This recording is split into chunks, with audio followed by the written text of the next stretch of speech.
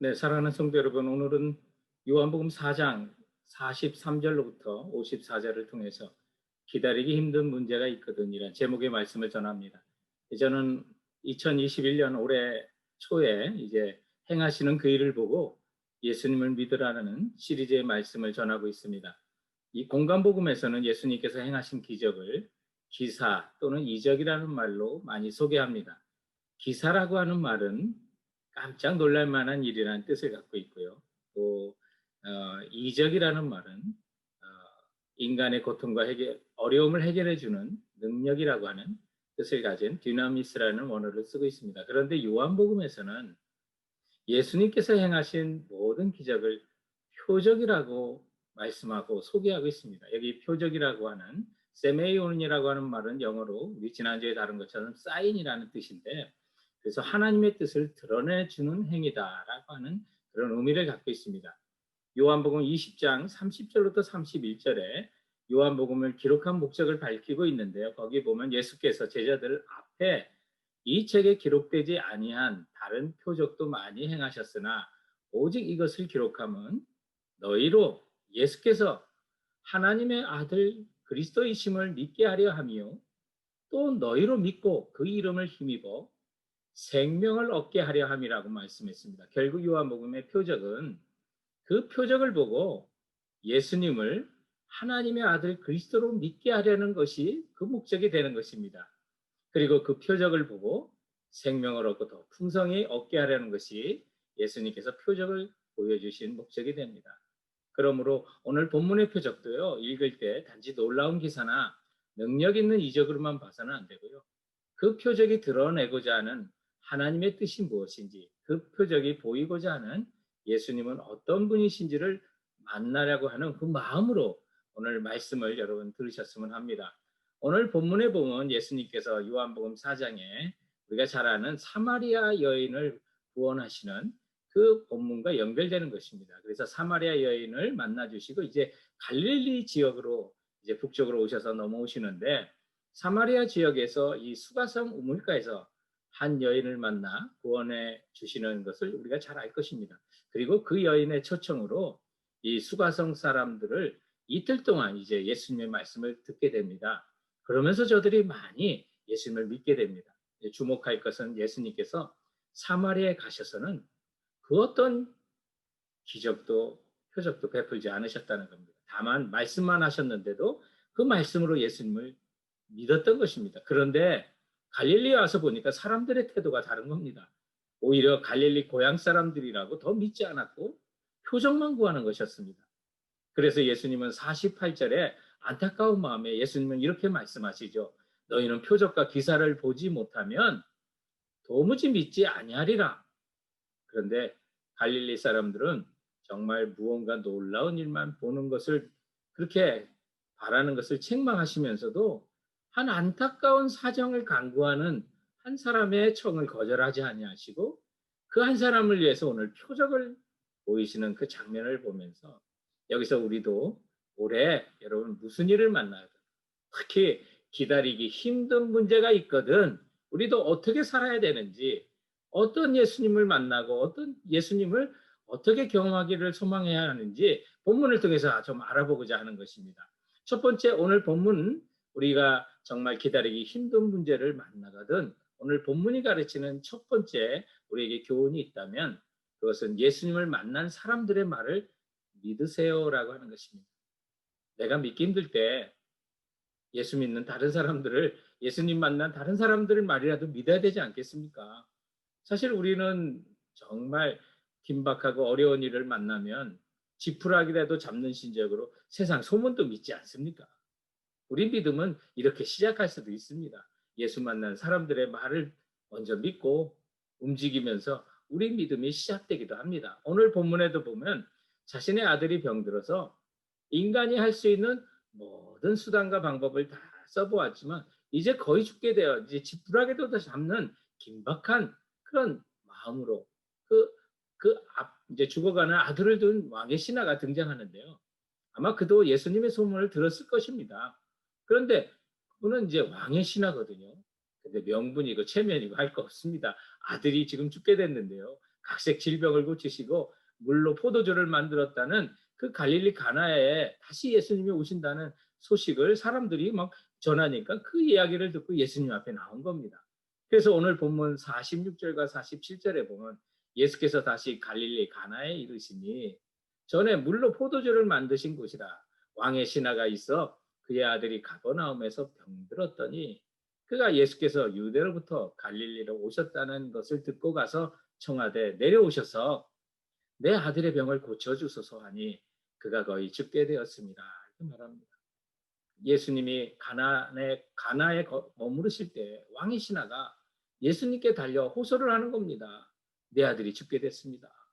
근데 여기 왕의 신하라고 했는데 신하라는 말이 보니까 작은 왕이라는 뜻을 갖고 있는 바실리코스라는 말을 쓰고 있어요. 그러니까 보통 신하는 아니에요. 되게 높은 사람이에요. 그래서 영어 성경에 보면 이 말을 노블맨이라고요. 아주 귀한 신분을 지닌 분으로 이렇게 번역이 되기도 하고요. 왕의 신하니까 당시 북쪽 갈릴리 지역을 다스렸던 헤롯 안티파스, 그 왕실 사람이었을 거예요.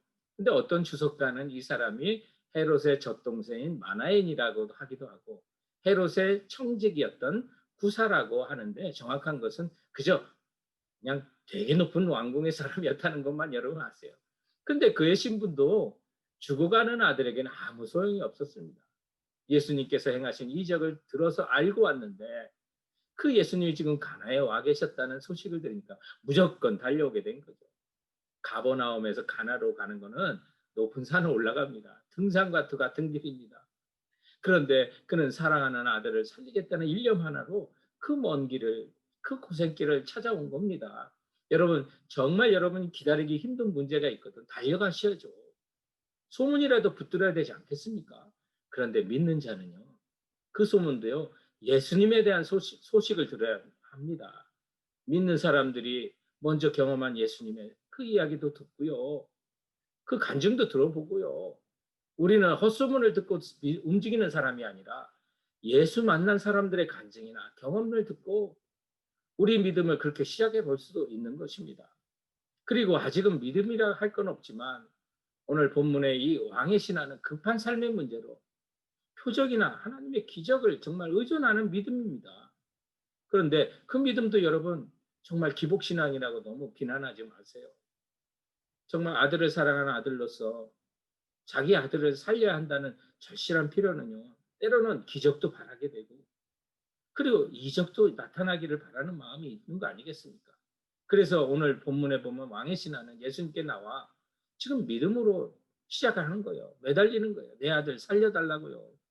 그런데 이런 간곡한 호소에 대한 예수님의 대답은 굉장히 냉정합니다. 48절에 보세요.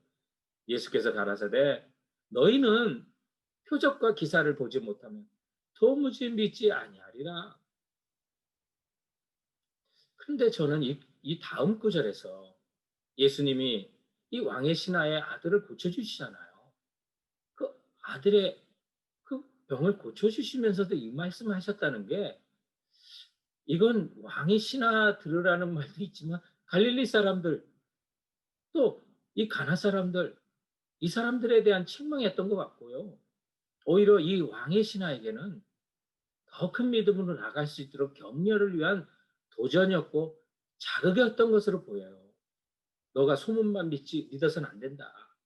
예수를 경험한 다른 사람의 소식만 믿어서는 안 되고 기적과 표적만을 바라는 믿음에서 좀 더 한 걸음 더 나가는 신실한 믿음으로 나가라고 주님께서 지금 이 왕의 신하를 미는 것으로 보여요. 그래서 주님에 대한 소식을 듣고 나올 수는 있지만 거기에 머물지 말라는 거예요. 더 나가라는 거예요. 우리도 마찬가지예요. 예수 믿으면 복을 얻는다. 예수 믿으면 어떤다. 우리는 그 얘기를 듣고 나올 수도 있지만 거기에 머물러서는 안 돼요. 한 걸음 더 나가야 하는 거죠. 헨리 나우엔이라고 하는 분은요. 영혼의 양식이라는 책에서 이런 얘기를 했어요. 우리의 부모님, 친구들, 목사님, 배우자 그리고 아이들에게 때로는 실망을 느낄 수도 있으나 시간이 지남에 따라 모두 하나님께로 가는 길에서 만난 도로 표지판이라는 것을 알게 된다라는 그런 말을 했어요. 그분이 이렇게 말하는 이유는요. 우리가 일상 속에 살아가다 보면 참 만나는 수많은 사건과 사고가 아픔들이 있어요. 예, 정말 바라지 않았던 사건도 만나고 사고도 만나는데, 그래서 어떤 사람은 사업에 실패를 하고 또 친구 따라 나오기도 하고 교회 나와도 결혼하기 위해서 나오는 사람도 있고, 청년들은 자녀들 문제로 나오는 부모도 있고 육신의 질병 때문에 교회 나와 사람도 있어요. 그런데 그 동기가 순수하지 못하다고 할 수 있는 그거라도요, 그러다가 예수님 만나고 하나님 만나는 사람 얼마나 많아요. 그래서 그리스도인들에게 일어났던 모든 사건들은 우리를 하나님께 나가게 만드는 중요한 도로 표지판이라고 그렇게 말씀하신 거예요. 오늘 본문에도 보면 왕의 신하도 이런 모습으로 나왔지만 거기 머물러 있지 않고 이제는 예수님의 말씀까지도 온전히 믿는 믿음으로 나갑니다.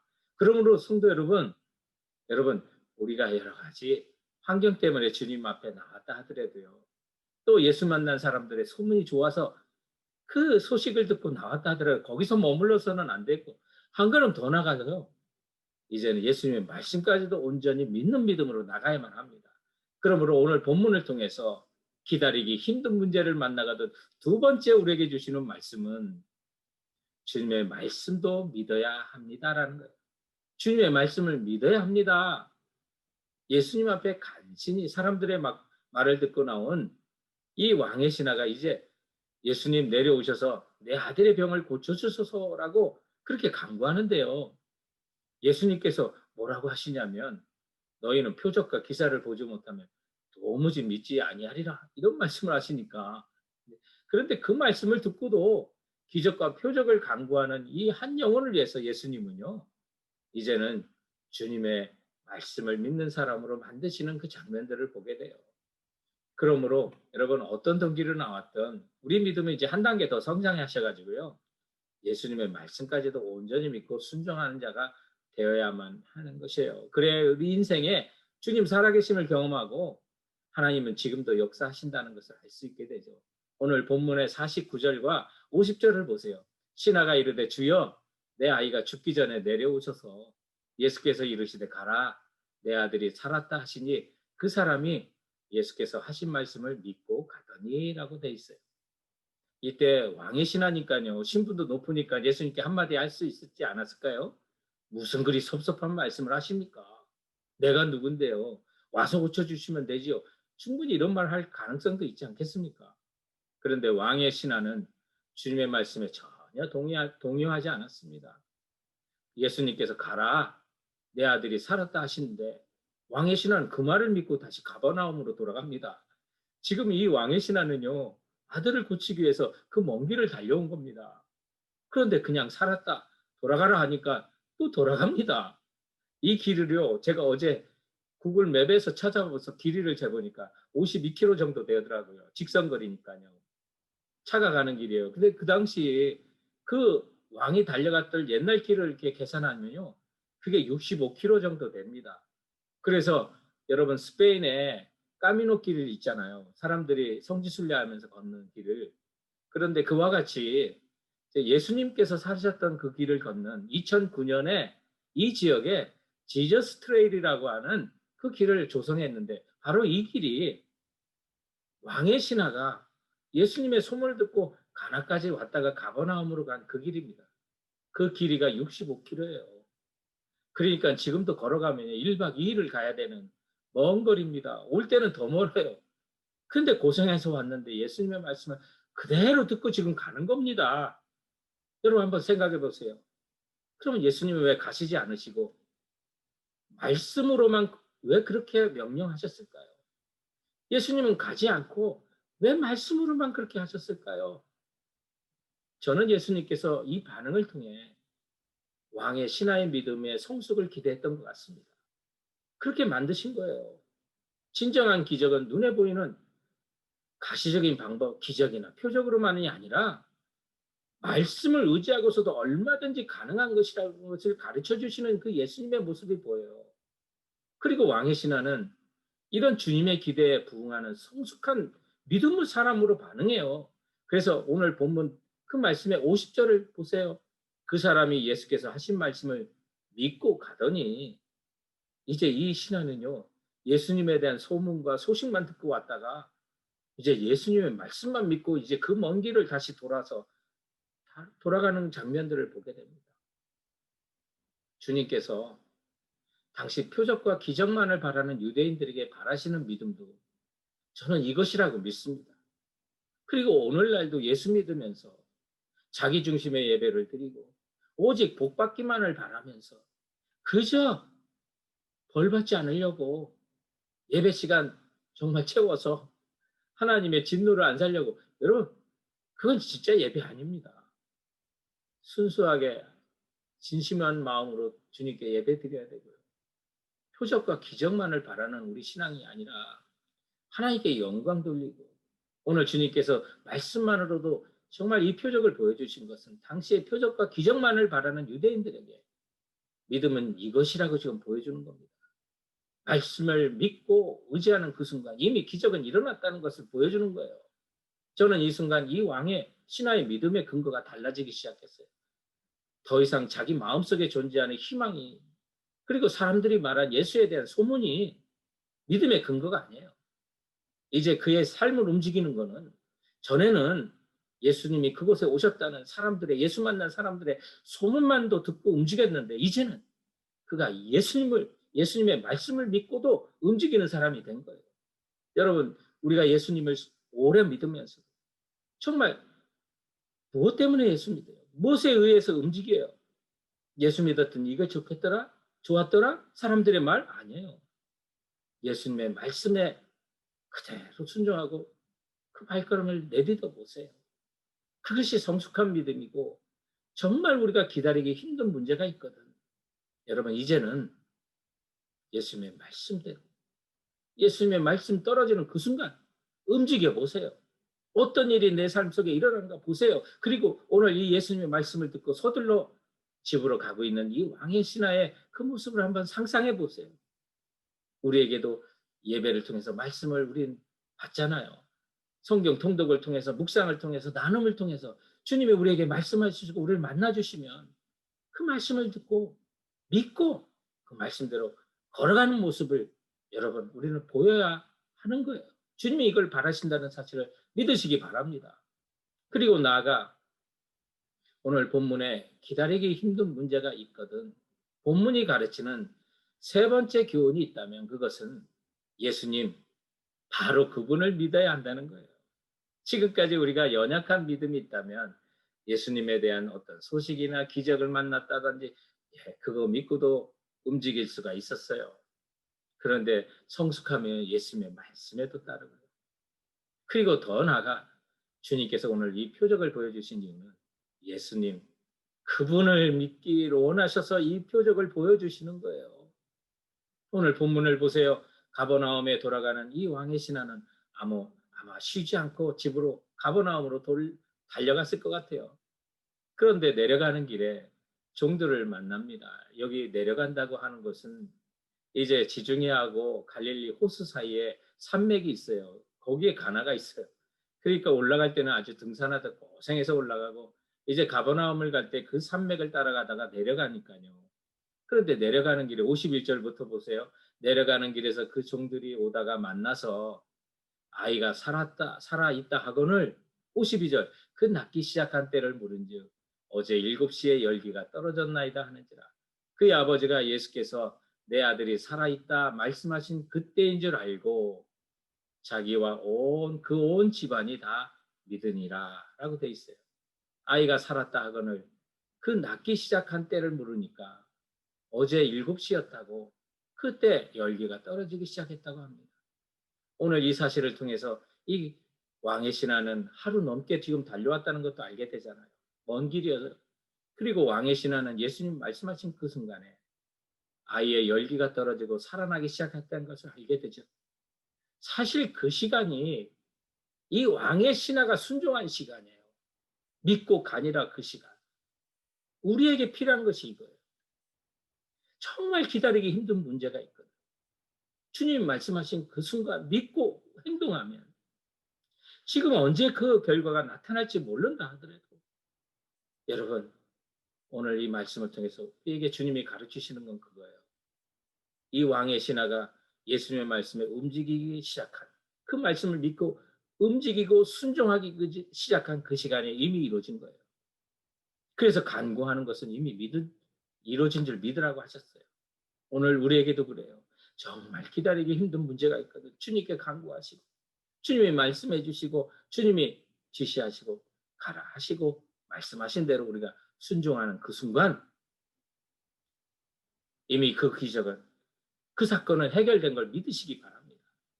이것이 우리에게 필요한 거예요. 주님 그래서 오늘 이 표적을 보여주신 거예요. 한 걸음 더 나아가 이 왕의 신하는 순종을 통하여 아들의 병이 낫는 것을 보고 그때부터 예수를 믿게 되었다라고 말해요. 아니 혼자 믿은 게 아니에요.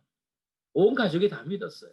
아들의 질병을 통해서 예수님을 만났는데 처음에는 예수님에 대한 소문과 그 소식을 듣고 움직이기 시작했던 사람이 이제 예수님의 말씀을 믿고 나아가 예수님 그분만이 생명이시고 자신의 모든 것이 되심을 이제 비로소 믿게 된 거예요. 그러므로 오늘 본문은요.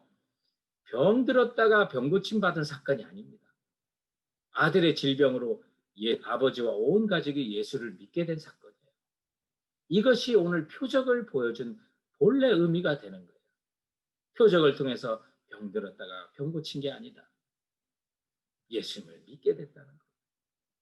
책 가운데 책 제목이 나는 위대한 과학자보다 신실한 크리스찬이고 싶다라는 책이 있는데요. 이 책을 쓰신 분이 바로 유명한 세계적으로 원자력 전문가이신 정근모 박사님이세요. 우리 정근모 박사님 여러분 잘 아시죠? 1938년 서울에서 태어나서 줄곧 엘리트 코스만 다니셨어요. 1951년 제1회 국가고시에서 수석을 차지하고요.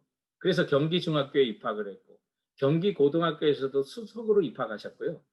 고등학교 과정을요. 4개월 만에 마치고 대학 입시 검정고시에서도 수석으로 합격하셨다고 그래요.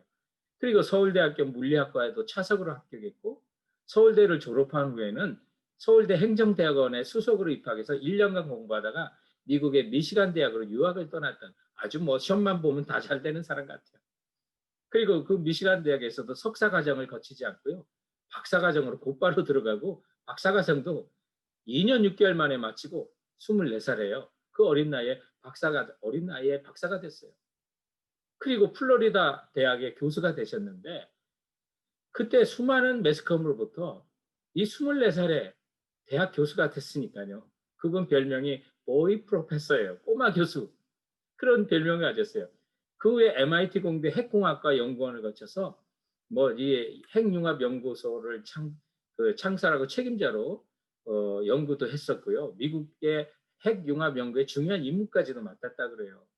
그리고 이제 미국 국제개발처의 후원과 원조를 유치해가지고 한국의 카이스트라고 하는 한국과학원 설립을 하는데 결정적으로 공헌을 하시면서 이 카이스트의 부원장으로 취임하셨는데요. 그때 이 정근모 박사님 나이가 겨우 32살이었다고 그래요. 그래서 32살의 이 젊은 나이에 한국 과학을 선도할 카이스트 부원장이 되신 거예요. 그렇게 잘 나가시던 그 박사님이 세상의 명성을 알리던 그 박사님이 어느 날 10살 된 아들 진우가 쓰러졌어요. 만성 심부전증이라고 하는 그런 정말 못된 병에 걸렸던 거예요. 처음에는 현대의학을 전적으로 신뢰했지만 한계를 느껴가기 시작했고 결국 사랑하는 아들의 신장이 견딜 수 있는 기간이 길어야 5년이라는 진단을 받고 그는 절망하기 시작했어요. 21세기 과학자 중의 과학자요. 최첨단 과학인 원자력을 연구하는 그도 아들의 질병 앞에 어쩌할 수가 없었어요. 그래서 그는 현대 과학의 한계를 절감하지 않을 수 없었고요. 이제 그분이 아들을 위해 해줄 수 있는 건 자신의 신장을 주는 것뿐이었다고 그래요. 그래서 그가 두 개인 자신의 신장 중에 하나를 아들에게 제공하는 과정에서 그 고통 속에서 비로소 하나님을 찾고 하나님을 만나요. 그래서 예수 그리스도를 자신의 구세주로 영접하는 정말 본혹의 중생을 체험하고 온 가족도 그와 함께 예수님을 믿는 신실한 가정을 이루게 되고요. 그 후에 그분의 흔적을 또 행적을 우리가 잘 알듯이 정금호 박사님은 복음의 대사로서 세상에 복음을 증거하는 일을 최고의 영예로 여기고 살겠다고 그렇게 간증하고 실제로 보여주고 있지 않습니까? 그분이 이 책에서 나는 위대한 과학자보다 신실한 크리스찬이고 싶다라는 이 책의 마지막 장에 그가 이렇게 고백합니다. 예수 그리스도, 인간의 죄를 대신 짊어지시고 십자가상에서 보혈을 흘리며 절규했던 인류의 대속자, 그분을 통해서 나의 삶은 새롭게 변화되었다. 과학자기에 앞서 한 크리스찬임을 더욱 자랑스럽고 감사하게 생각하는 삶을 살고 있는 것이다. 예수 그리스도, 그분은 내 삶의 전부이시며 나의 구원자이시다. 호흡이 계속되는 그날까지. 아멘. 여러분, 그 책의 마지막에 아들의 질병으로 시작되어 예수님을 찾았으나 그의 인생은 그 외 인간적인 노력과 힘으로는 해결할 수 없는 고난이 있을 때나 평탄한 삶을 만났을 때나 예수 그리스도 그분만이 내 삶의 전부이며 나의 구원자라고 간증하고 있는 것입니다. 사랑하는 성도 여러분, 예수님께서 나의 구주가 되시면 병 낫는 것만이 은혜가 아닙니다. 병 걸리는 것도 은혜입니다. 성공한 것만이 은혜가 아닙니다. 실패도 은혜일 수 있습니다. 회사 잘 다니는 것만 은혜가 아닙니다. 때로는 레이업 당하고 회사에서 어려움 당하는 것도 은혜일 수 있습니다. 이 모든 것은 우리에게 예수님께서 믿음을 주시기 위한 것입니다. 또한 믿음은 온전케 하십니다. 믿음이 있기는 있는데 미숙할 수 있습니다. 불완전할 수 있습니다. 그래서 예수님의 소문을 듣고 소식을 듣고 겨우 움직일 수 있습니다. 그런데 거기 머물러서는 안 됩니다. 하나님의 말씀에, 주님의 말씀에 순종하고 나오라고 오늘 말씀을 통해서 우리를 초청하고 있습니다. 그리고 나와 정말 주님의 말씀에 순종하다 보면 이제 예수 그리스도 그분 한 분만을 나의 생명의 주로 고백하고 신뢰하며 믿을 수 있게 되는 것입니다. 사랑하는 성도 여러분, 저는 오늘 이 왕의 신하의 아들을 고쳐주는 이 사건을 통해서 이게 표적이라고 했으니, 그리고 이 표적을 통해서 예수 그리스도를 믿게 하는 것이라고 했으니, 오늘 본문을 통해서 우리에게 주는 또 다른 메시지는 무엇인가 생각해 봤는데, 그것은 예수 그리스도는 지금도 시간과 공간도 초월하여 우리를 도우시는 예수님이라는 사실을 여러분께 말씀드리고 싶습니다. 우리 인생은 누구나 시간과 공간의 제한을 받고 사는 존재들이죠. 그런데 이날 오늘 본문의 이 가정을 통해서 우리가 알 수 있는 예수 그리스도는 정말 시간과 공간을 뛰어넘어 일하시는 인간 이상의 하나님이시라는 사실을 우리에게 알려주고 있는 것입니다. 그래서 예수님은 시간과 공간을 초월하여 우리를 찾아오시고 여러분을 구원하시는 하나님 곧 메시아이신 것입니다. 사랑하는 성도 여러분, 여러분의 가장 가까운 사랑하는 가족들이 최근에 먼 하늘로 떠나는 경우도 있습니다. 그리고 정말 사랑하는 가족이 서로가 서로를 도울 수 없는 안타까운 순간이 얼마나 많습니까? 한국에는 아프신 아버지가 계시고 어머니가 계시고, 그리고 문득문득 가슴이 철렁한 정말 기다리기 힘든 문제들을 우리는 소식을 통해서 듣게 됩니다. 그런데 우리는 한 걸음에 달려갈 수 없을 때도 많이 있잖아요. 그러면서 우리는 걱정한들 우리가 무슨 도움을 줄 수 있겠습니까? 안타까움만 그저 커가는 것이죠. 그런데 이때 여러분, 시간과 공간을 넘어서서 오늘 본문에 나타나 이 왕의 신하의 아들을 치유해 주시는 그 예수님이 오늘도 지금도 시간과 공간을 초월하여 역사하시는 예수님이라는 사실을 여러분 믿어보세요. 그리고 그분의 말씀에 순종해 보세요. 오늘 본문이 그 사실을 증명하는 사건입니다. 왕의 신하의 호소를 들으시고 시간과 공간을 초월하여 역사하신 그 예수님, 오늘도 여러분과 저를 위하여 역사하시는 주님이시라고요.